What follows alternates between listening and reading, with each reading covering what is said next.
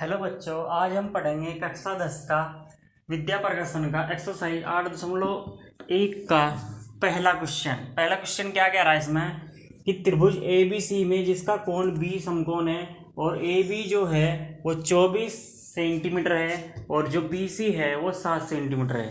तो निम्नलिखित का मान ज्ञात कीजिए। किस किस का मान ज्ञात करना? एक तो हमने साइन ए का मान ज्ञात करना, एक कोस ए का मान करना, एक साइन सी का मान ज्ञात करना और दूसरा कोस सी का मान ज्ञात करना। कैसे करेंगे? इसमें सबसे पहले कह रहा है कि बी जो कोण है वो समकोण है। बनाओ त्रिभुज, समकोण त्रिभुज हमने बना दिया। तो इसमें बी कह रहा है कि समकोण है, बी यहाँ है। बी कितने का समकोण किसे कहते हैं? 90 डिग्री को। ठीक है, तो बी हमने यहाँ से 90 डिग्री का कोण बना दिया है। ठीक है, उसके बाद फिर कह रहा है कि जो ए बी की दूरी है, इब्जा बी है ये, ए यहाँ लिख दो और सी यहाँ लिख दो, और तुम्हारी मर्जी, चाहो ए यहाँ लिख दो चाहो यहाँ लिख दो सी, कोई दिक्कत नहीं है उसमें। ठीक है, तो ए बी कितना कह रहा है इसमें? ए बी दे रखी है इसमें 24 सेंटीमीटर और जो बी सी दे रखी है ये वाली, ये दे रखी है इसमें 7 सेंटीमीटर। तो एक बात ध्यान रखियो, ये 90 डिग्री का कोण है। 90 डिग्री के सामने वाला जो भुजा होती है वो कर्ण होती है। सबसे बड़ी भुजा जो होती है इसमें कर्ण होती है, यानी कि ये वाली भुजा हमें पता नहीं है, ये हमें सबसे पहले निकालनी पड़ेगी। क्या करते हैं, कैसे निकालते हैं? देखो, जिस त्रिभुज में 90 डिग्री का कोण बनता है या समकोण त्रिभुज होता है, उसमें हम पाइथागोरस प्रमेय का सूत्र लगाते हैं। पाइथागोरस प्रमेय का सूत्र क्या होता है? देखो,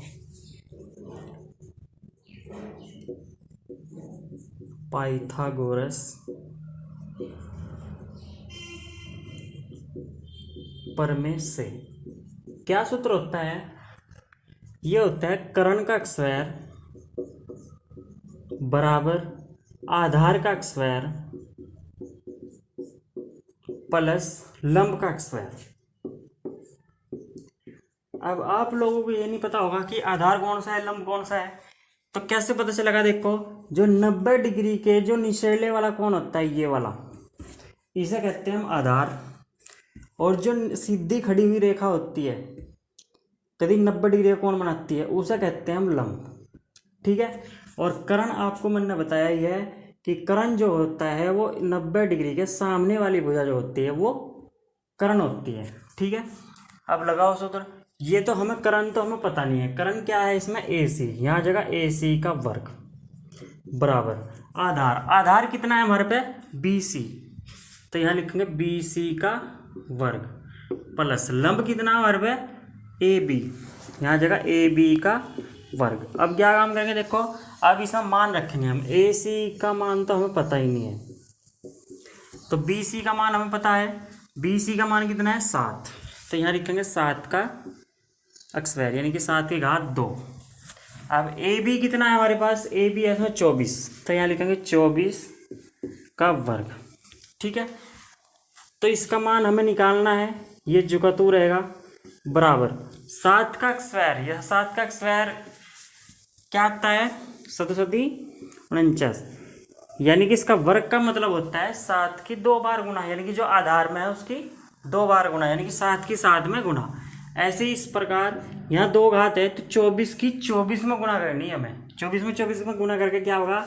4 चौक 16, हासिल लगा 1, 2 चौक 8, 8 दूनी 16, 16 और 1 17, हासिल लगा 1, 2 दूनी 4 और 1 5। 24 की 24 में गुना करके आएगा 576। ठीक है, अब 576 की 49 में 49 को जोड़ लो। ए सी का वर्ग बराबर 9 और 6 कितने हो गए? 15, 1 हासिल लग गया, 7 और 4 11, 11 और 1 12। ठीक है, यहाँ 5 था, यहाँ आ गया 6। ठीक है, अब ये वर्ग है, इस वर्ग का जब हम इधर दूसरी तरफ पचाते हैं तो अंडर में चला जाता है 625। ठीक है, तो अब हमें ए सी बराबर क्या आएगा? देखो, 625 का वर्गमूल निकालना पड़ेगा। वर्गमूल नहीं निकालना आता तो देखो कैसे निकालते हैं। 625 है यहाँ, तो इसका निकालने के लिए 5 से भाग करेंगे इसे, 5 एकम 5, 5 दूनी 10, 5 5 25। फिर 125 को 5 से भाग करेंगे, 5 दूनी 10, 5 5 25। फिर 5 से भाग करेंगे, 5 5 25। फिर 5 से भाग करेंगे 5। तो दो दो के जोड़े बन रहे, तो दो दो के जोड़े के नाम का हम एक ही लिखेंगे 5, इन दोनों के नाम का एक 5 लिखेंगे। तो 5 5 कितना हो जाएगा 25। तो इसका वर्गमूल जो आएगा वो 25 आएगा। ऐसे निकालते हैं वर्गमूल, ठीक है। उसके बाद क्या करेंगे हम, AC का मान हमारे पे यानी कि यहाँ से यहाँ तक का मान आएगा हमारे पे 25 सेंटीमीटर, ठीक है। उसके बाद क्या करेंगे, देखो हमें जो जो मान निकालने हैं अब उसमें आ जाओ। हमें एक तो पहले में कह रहा भाई sin A का मान काटना, और एक कह रहा cos A का मान काटना। तो आप लोगों को ये चीज़ें सारी याद रखनी पड़ेगी कि sin A को हम लिख सकते हैं लंब बटे कर्ण, ये सूत्र होता है लंब बटे कर्ण, ठीक है। और cos का होता है आधार बटे कर्ण। ये आप लोगों को याद रखना पड़ेगा, ठीक है। देखो इक्वेशन यूँ देखना पड़ेगा कि साइन A के लिए A कौन कौन सा है हमारे पास, ये है, ये ध्यान रखियो। A यहाँ से है हमारे पास, ये हमारे पास यहाँ से है ये A। तो A के लिए आधार तो होगा ये वाला और लंब होगा ये वाला, समझ रही बात नहीं। यानी कि ये ना उल्टा पलट जाता है, ऐसे बना के दिखाता हूँ मैं। जैसे यहाँ से है ये B है, यहाँ से यदि मैं ये A यहाँ लिख दूँ और ये C यहाँ लिख दूँ, समझ रही बात नहीं। A वाला कौन कह रहा है, यानी कि A वाला इधर आना चाहिए। तो ये जो AB का मान है हमारे पास, ये तो है 24 और ये है 7 और ये है 25।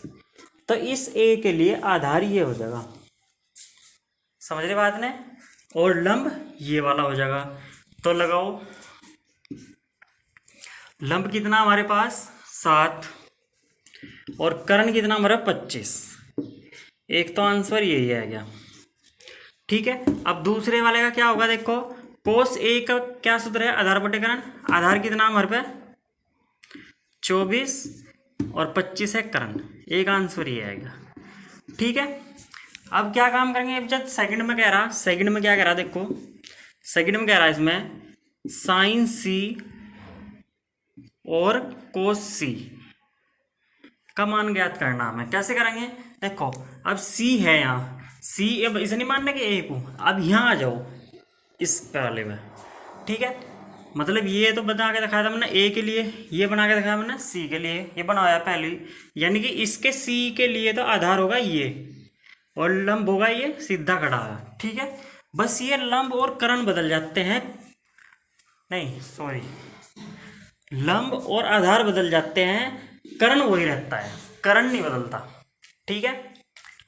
तो अब इसमें साइन C है, साइन C के लिए क्या सूत्र होता है, साइन का सूत्र तो वही होता है लंब बटे कर्ण ही, ठीक है। तो लंब कितना है, इसके लिए लंब कौन सा होगा 24, तो यहाँ लिखो 24 बटे, और कर्ण कौन सा है इसके लिए 25, ठीक है। कोस C के लिए, कोस का क्या होता है मैंने यही बताया था, आधार बटे क्या हो कर्ण। तो आधार क्या है हमारे पास 7 और कर्ण क्या है हमारे पास 25, ठीक है। ये दोनों आंसर आएंगे इसके, यानी कि ये सेकंड वाले के आंसर आएंगे, ये फर्स्ट वाले के आंसर आएंगे, ठीक है। आशा करता हूँ कि आप सभी को ये सवाल समझ में आया होगा। धन्यवाद।